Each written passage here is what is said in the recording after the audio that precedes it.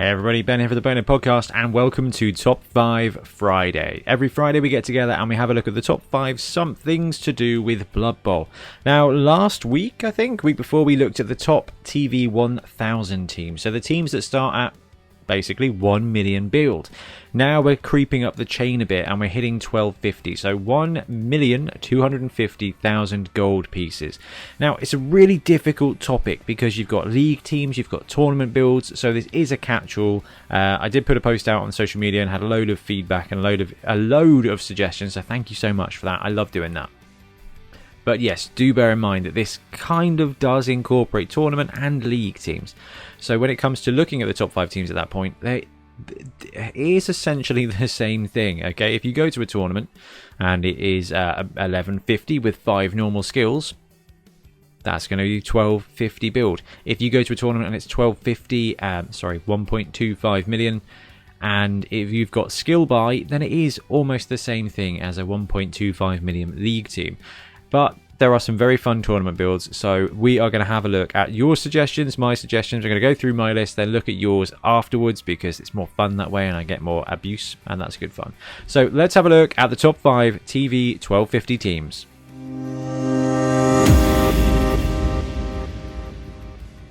And number 5, we're back again with Dwarves. So I'm pretty sure Dwarfs featured on the 1 million build list. And you know what? They're not bad at 1250 either. If you think about the thing with Dwarves here, is they got a little bit more expensive when it comes to things. I think they technically have to drop one position or one reroll now in 1 million compared to how they used to. But they start with so many good skills. The lineman position of the Dwarves, while slow at speed 4 and edge 4+, gets block and tackle and thick skull and has armor 1 million and has strength access. So the core of the team is already absolutely blooming brilliant. But at 1250 you get that little bit extra cash and you get to just apply skills to every little sausage everywhere. Okay, in a 1250 build with Dwarves, you're running 3 rerolls. You've got both your Troll Slayers and then you've got about 6, 7, 8 normal skills on top of that as well. This is where Dwarves start to shine because you know those skills? They don't need them. So every skill they add just makes the team even better on top of it. So you end up with a couple of Troll Slayers, potentially with Mighty Blow. You end up with those tackle, block, horrible pieces with Guard. Then basically what happens is they start building this ironwork of strength 4 block tackle pieces. And on top of that, your runners tend to get block as well, whether it's league or in a tournament. It protects them, and you end up with a team made entirely of block pieces with Guard there to boost up the strength. You've got frenzy pieces with Mighty Blow for removal potentially. You've got the blitzers who make fantastic middle pieces, maybe a cheeky bit of sure hands if you want to increase your power. Runner with sure hands and block is better, but those guys can therefore take tackle, take guard. They can be your fast kind of safeties. They can be the guard piece that supports those Troll Slayers, making multiple blocks with multiple dice per turn, and you're going to end up just being an absolute force to be reckoned with. That said, Dwarves still suffer with that vulnerability at 1250 of speed, but when it comes to combat, 1250 Dwarves with skill buy is just incredibly powerful.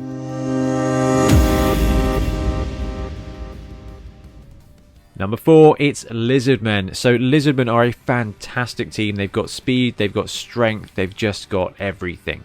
Now, there are some limits to them, but one of those is price, to be fair. So when it comes to 1250, I love this team in this price bracket, whether it's a league or tournament. Okay, at 1250, you get all 6 Saurus. You get the Croxagore, you get 5 Skinks. Okay, you're running a 12-man team.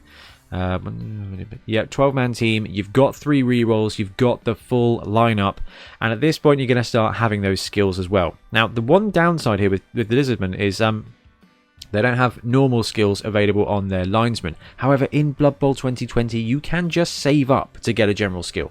Okay, so if this is league, there's no reason one of those skinks can't just save up and get sure hands. It's only 4 touchdowns, and when you are movement 8 potentially, you're going to get those touchdowns. So at some point, those guys are going to get sure hands. If this is a tournament format, 1250 with skill buy, hey, spending 40k on sure hands is probably going to save you a reroll across the course of the game. So you've saved 20k there. Now, you've got the chameleon skinks as well, and with that extra bit of cash, you can afford to take them. And having pass block not pass block, sorry, having the new one, which I can't remember the name of, that combines pass block and kickoff return on the ball, you just get that extra maneuverability as well. So 1 Chameleon Skink, 4 Skink, 6 of the Saurus blockers, and a Croxigore. You're probably going to have enough cash left over at 1250, or by that point you're going to have had those SPPs for your Sauruses to start building up that block barrier. And when you've got 6 pieces who are strength 4 with block, and you've got the Saurus who has got a fantastic option of a multitude of skills here. Guard is fantastic for him. Brawler is now a really good option. Brawler or Juggernaut, okay? They're both really good choices for the Crocs. It depends which way you're going to go around, but if that Crocs is there to be on the line with your Sauruses, just smashing face. I just recently played a game against Blackhawks, and when you have the strength and that Brawler is going to come up all the time, you know, you're throwing 3-4 die blocks a lot of the time, basically, because you get to add that extra dice. So at 1250, they've got the Crocs, they've got the bench, and they've got a ton of those core skills that the Lizardmen team kind of misses out at the beginning. And this is when they really start to cook, Lizards. And it is a really tough team to play against at this point.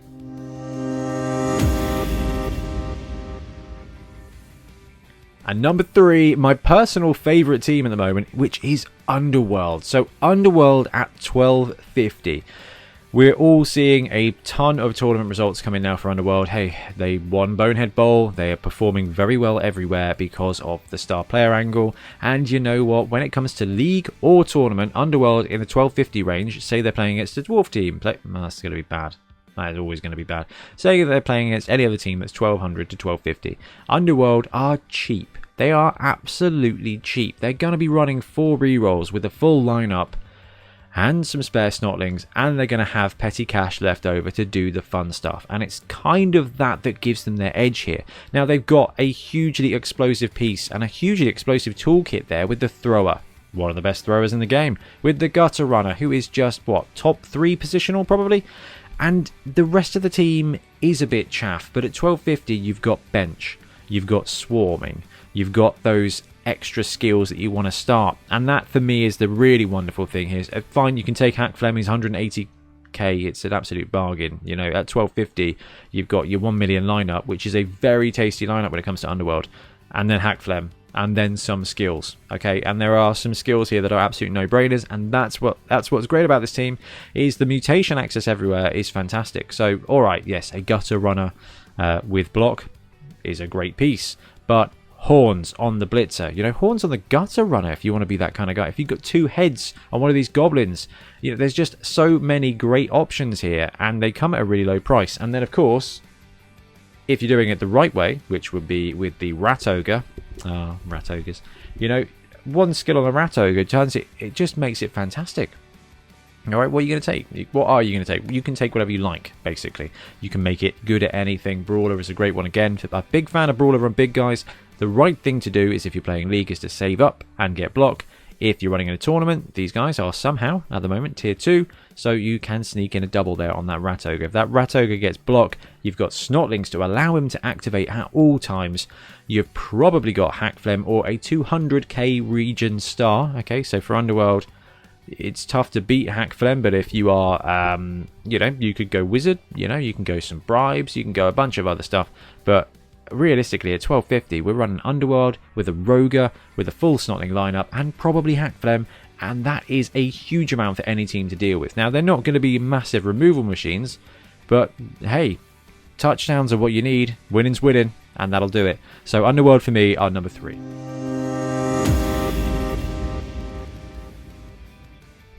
And then there's Chaos Dwarves. So number 2 for me is Chaos Dwarves. Chaos Dwarves are a great team. They don't have that skill that a lot of teams benefit from at Million, like sure hands and things like that, but they do have a decent amount of block. But they're an expensive team, so you have to give up stuff at the 1 million point. But hey, when it comes to 1250, you're not giving up quite so much. 1250 is going to give you all of those Chaos Dwarves and basically 2 Bull Centaurs, or a Bull Centaur and a Minotaur. It's going to give you all the different pieces of toolkit that you need for Chaos Dwarfs. You're going to have 3 4-team rerolls. You're going to have that big guy or that Bull Centaur combo to be your absolute hammer to the anvil that are these Chaos Dwarves. And At 1250, you just get extra skills. Okay, so if you're running Bull Centaurs, we're looking at those guys having block at this point. Potentially having sure hands. If it's a tournament style and you get the opportunity, that's never a bad way to go. I do like block on these guys. I think they're fantastic. If you've got the Minotaur, you should be able to afford having some spare hobgoblins to make sure that they can activate. You may even be able to sneak block on there. If this is League, this is where this team starts to absolutely get motoring. Okay, we're going to start seeing some guard on those Chaos Dwarves. Those Bull Centaurs are going to have block because they're going to have scored a couple of touchdowns.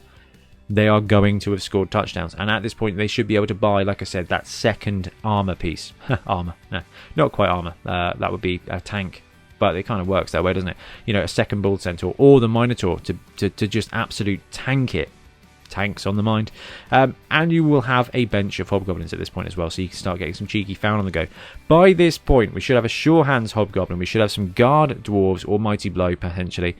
Block Bull Centaurs, and you know, 2 of them or a Minotaur included in there as well, and that means that they've got strength, they've got combat, they've got tackle to counter, they've got those hobgoblins to do the work, and then you've got at least 2 very good blitzers, a strength 4, strength 5, and that just, like I said, it starts cooking and it becomes a significant challenge at 1250. This is why we see Chaos Dwarves do pretty well in tournaments, is because they've got basically bits of everything that they need, and at this point they can kind of afford it.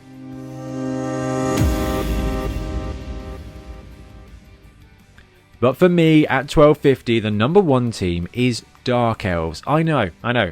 There's no massive strength here. There's no big guy. They don't have a load of combat skills. That's not true. They do. And at 1250, they've got everything that they want. If you think about the Dark Elves at 1 million, it's fine. It's a good roster, okay? Definitely top 10. Potentially top 5. I don't remember. But it's top 10, okay? They don't have everything they need, okay? It's 2 rerolls. At 1250, you've got 3 rerolls. You've got 4 blitzers. You've got 1 or 2 witch elves in there as well. And that's it. Like, what more do you need? At that point, then the skills start layering up, because when you hit that point where you've got your 12th player and you've got it, and you've got 1 or 2 witch elves, and you're starting to go with the dark elves, your blitzers are going to have picked up dodge. They're going to have picked up dodge. They're going to have saved up those SPP to get that first stat up. Maybe you've got a movement 8 blitzer. Hey, the fastest way to a movement 9 blitzer is to get him to movement 8. But it doesn't matter. Okay, Dark Elves can match and mirror most teams. Their screen game is unlike anything else. If you need to allow someone to get punched, these guys, strength 3, armor 9 plus, they're going to be able to take a punch. You've got 4 blockers, and you've probably at this point got 2 frenzy blockers as well, because you start getting those skills. And at that point, you've got 6 blodging elves. Now, if this is league environment, Dark Elves have the ability to save up, so you can save up and get the cheeky guard, a cheeky mighty blow on some of these pieces. Okay, I would not be surprised to see some nicely rounded out league teams ending up with basically a blodge witch elf saving up and getting mighty blow, because once per turn that guy is going to be blitzing with 4 dice, and you kind of want to make the most of it. And when it comes to Dark Elves, their screen game is fantastic. They can flex forward, they can counter strike like almost no other team. Yeah, I think that's fair. But their removal game is a little bit weak. Blood Bowl 2020, if you've got doubles, if you are able to save up that 12 SPP to take a double skill, to take guard, to take mighty blow, they can now. You know, in the before times, it was, I have to roll a double here. Oh, I've got a double. What do I give him? No, now it's not right. Okay, I've got my blodger. What skill do I need on him now? Not really anything. What skill would I like? Actually, guard would be wonderful, because then I can buddy up with the witch elf and just do horrible things. And that's what's going to start happening. And 1250 is not a massive jump either, okay? 1250 is, I've played a season with my Dark Elves, okay? I've picked up that extra witch elf. And if you're at tournament level, this is basically the 1 million build, extra reroll, extra witch elf. You bump up another lineman to a witch elf. You've got basically 12 players, 3 rerolls, and a bunch of blodgers. And for me, Dark Elves just have that flexibility. If your opponent is a murder, rage, stampy team, you've got a 2+ dodge away. Even if they've got tackle, it's still 2+, and you've got the ability to afford integral rerolls. If they don't have tackle, you won't need those team rerolls because you've got dodge. So it works out really well. They can disengage and screen. Your opponent's going to get 1 basically punch a turn, and most of the time it's going to be against a blodger. That's not always going to go well. These guys are movement 7. They've got dodge. They've got edge 2+. It's just fantastic. And at 1250, they get an arsenal of players. You get all the ones you want. you get all the skills you start needing. And 1250 for me, Dark Elves are just a delicious option.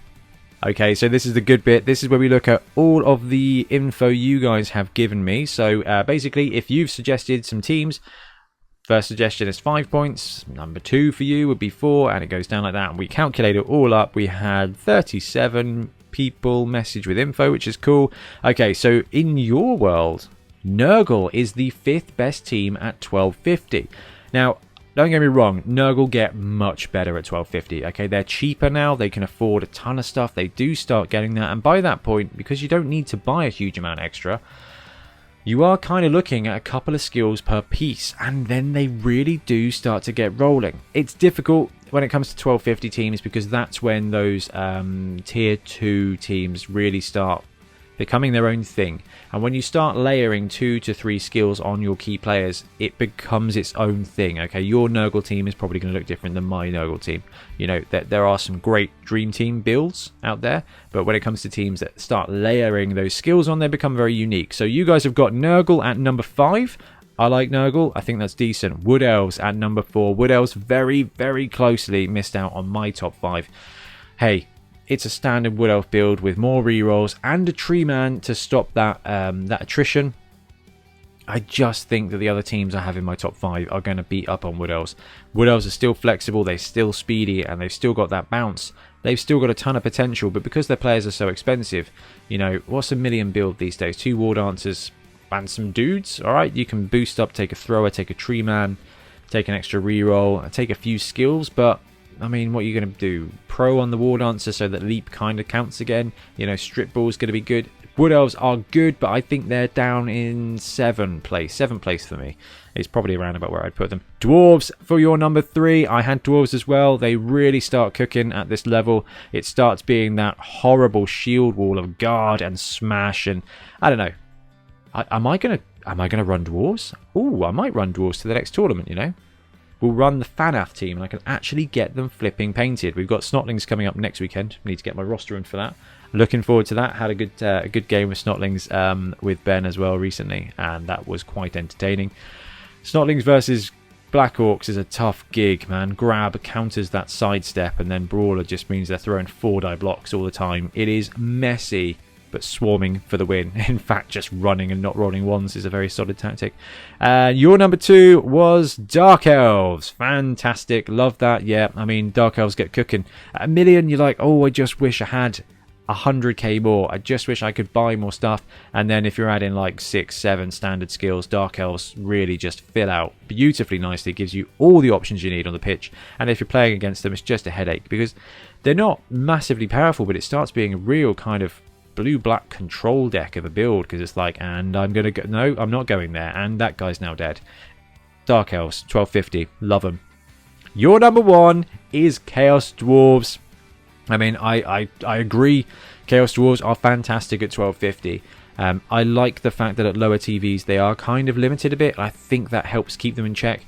At 1250, you start seeing that team just be a function of multiple good teams. Okay, they've got the Dwarves from Dwarves, and they've got the Chaos from Chaos at that point, and they just start gelling really well. They don't need very many skills, and they've got them. They don't need much extra cash. They start getting it. So yeah, 1100, 1150 on your team, and then 100 to 150k of skills is just going to brew it up really nicely, and I completely agree. Chaos Dwarves are a force to be reckoned with. Come on, Games Workshop. Let's have these guys land. I want to see what you're going to do with the team. I don't want to buy in on a third-party Chaos Dwarf team just yet. I don't want to start learning Chaos Dwarves in the Teams of Legend just to have them change a little bit. But I would like to see a little bit of a change. And then I want to see a Hobgoblin team because I think that would be fun. Anyway, guys, I have had a horrible week, so it's been great to catch up and play Top 5 Friday, because it is fun to talk about Blood Bowl, and I do want to know your comments. I know a lot of you are going to disagree, and I know we've missed a ton of teams out. But look, 11th on your list was Necro, 12 was Amazons. They are fantastic. 13 was Halflings. They you can build brilliant teams at this point. 6, Chaos Chosen, fantastic. You take a million build, you chuck a big guy on, and then you take a bunch of skills. Humans, Orcs, Skaven. Underworld down there at number 10. That's probably the biggest difference we've got, but I've seen firsthand what Underworld can do. I love it. And, I mean, is there anything I disagree with? Nobility down there at 24. I think nobility at 1250 are really good. That's when my team started taking apart other teams, but they're just not as good. They're just not as explosive as that Dark Elf team. They're just not as brutal as Dwarves and Chaos Dwarves at 1250. They brawl well, but I like 1250. I think it's probably the sweet spot for most teams because it brings it just brings them together a bit. And I like that, and I think that's why you'll see most tournament formats are 1100, 1150 with about 100k's worth of skills. It just works. Anyway, guys, I'm going to wrap up now because I'm about to sneeze, and I'll be back soon with more Blood Bowl content. Thank you very much for watching. Happy blocking. Thanks very much for watching. We really appreciate your support. If you want to support the show even further, please like and subscribe. It really helps us out. Or come and join us in our Patreon, link below, where you get early access to our content and monthly competitions. See you later.